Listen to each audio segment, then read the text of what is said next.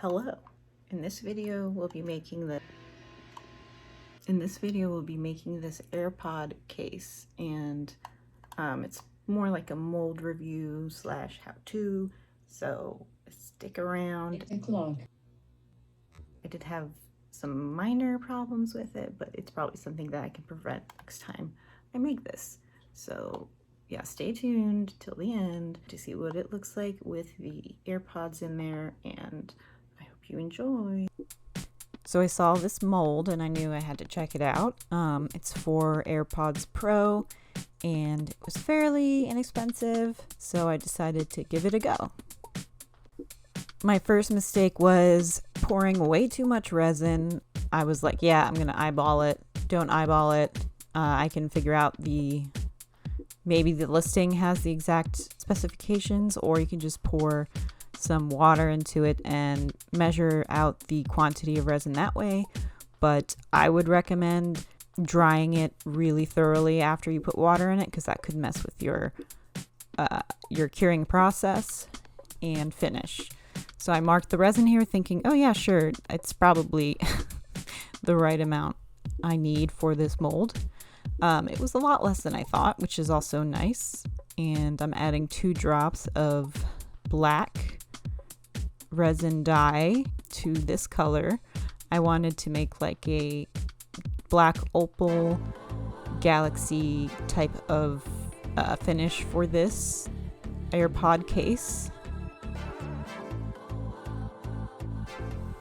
And I'm adding in a little bit of purple just to give it some nice color.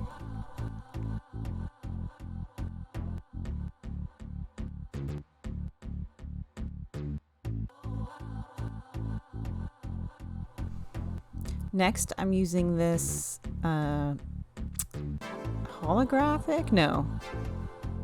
iridescent glitter from Let's Resin, and it's actually called Silver Opal. It's a monochrome unicorn skin glitter, so I thought that would work nicely.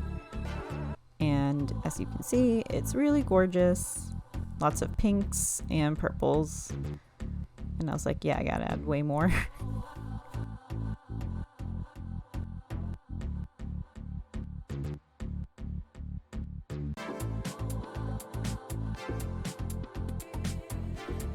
Next, I'm adding this flaky iridescent glitter. I wanted to go for the cooler tones, so this one had more greens and blues in it, and I will link this one below as well. I don't remember the brand, but it will be in the description.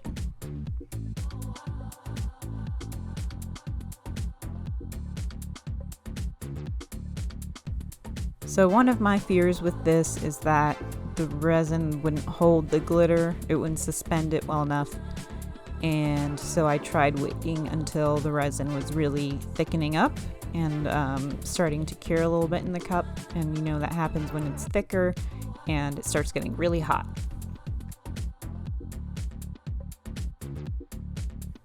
One of my hacks that I do is if you have a pipette and you have the tip is clogged and you think you can't use it, wrong, you can use it.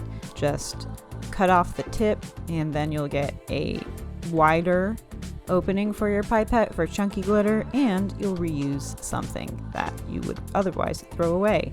And these are easier to clean out because you can just pull out the resin and they don't get clogged as easily. And yeah, you could use them for as long as you want. And it's a great way to save money and not be wasteful.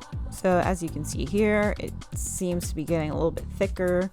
All the colors, I'm really digging them as they swirl around in that cup, and they do really look like opal, because with opal you can get a lot of different colors that reflect back, just like in this glitter.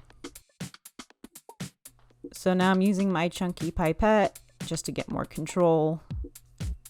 I'm not really great at pouring from a cup, so this is just a better way to make sure that you're pouring slower and more deliberately into your mold, because you don't want any bubbles. But I do end up getting some bubbles, and I'll show you exactly where and why it was a problem.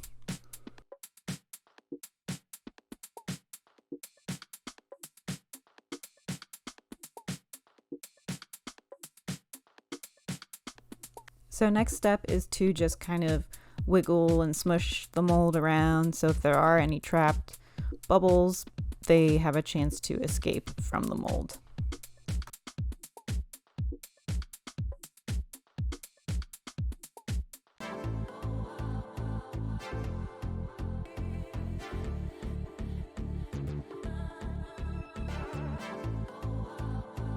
Now, getting these out was harder than I expected. They're really thin, and I was afraid that I might tear the mold. You just have to be really careful and try and not bend your resin either, because if it's recently been poured, like this is the next day, it's still not completely cured. Your complete and final cure will be in 7 days with this resin.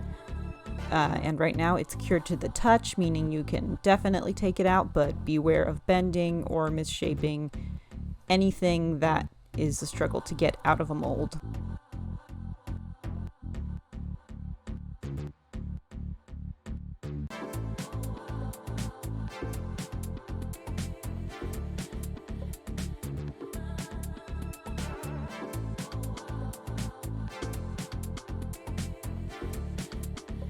This definitely is not the most satisfying demold, and there was a lot of sweating and struggling involved, but you know, not all demolds are satisfying and pretty.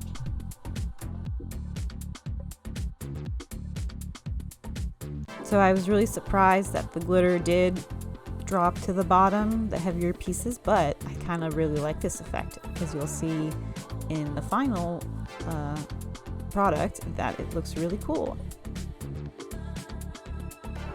And this is about the time that I realized that I did indeed get bubbles in the worst place possible, which was these little hinges that you're supposed to kind of snap together, and the bubbles happen to get into the place where there's supposed to be a little like nub sticking out, and into the female part of that, where they're supposed to be sitting in.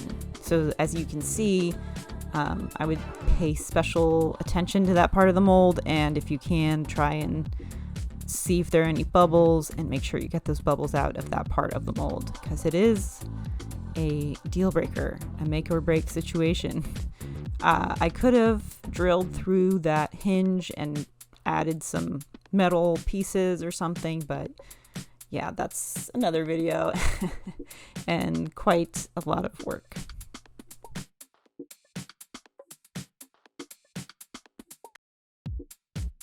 So while I was pouring a different piece, I took some resin from that and made sure to dome the top part of this mold, because there was a little indentation, but that's normal with any resin.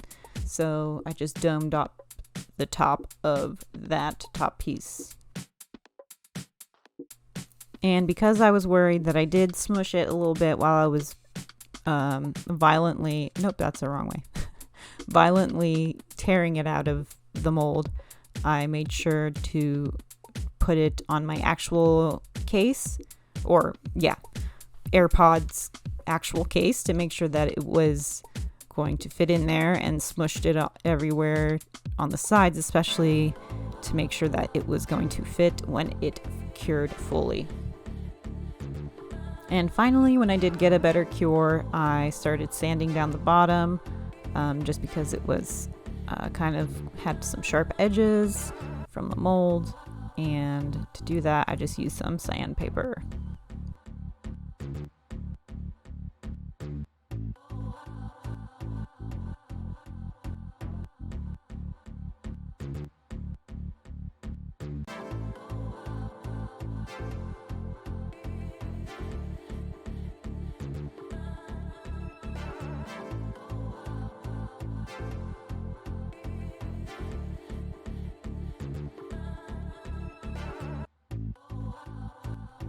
So here's the final product. It fit really well. One thing I will say is that the hinge gave me some issues. Next time I make this mold, I'll make sure to pay more attention to it And one thing you have to be aware of is that when it pops open, it doesn't pop open with the lid. So you'll have to pop that lid open and then pop in the inner lid to get to your earbuds. And that's fine, not an issue. And as we all know, if you work with resin, resin is really durable. So I wasn't really worried about it. And one cool thing that happened with this as well is that it reflected little rainbows onto the white case, and that was super pretty and it made me happy. One super quick thing, as you'll notice my AirPods look a little different from your standard ones, is because I have to use a different kind of tip for them. If you've ever worn your AirPods and the insides of your ears get really itchy, guess what? You're probably allergic to the silicone, like I was. So I just swapped them out with these foam type tips, and they have given me no issues. They're much more comfortable, and yeah, they're much better if you are sensitive to the silicone in the earbuds. So just a quick tip, and I'll leave that link below as well, just because it's been a lifesaver for me. All right, that's all I wanted to add.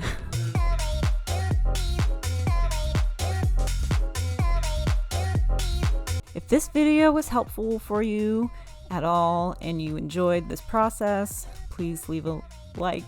Don't forget to subscribe. I have lots of videos, DIY resin videos, craft videos. Thank you so much for hanging out with me, and I will see you in the next video.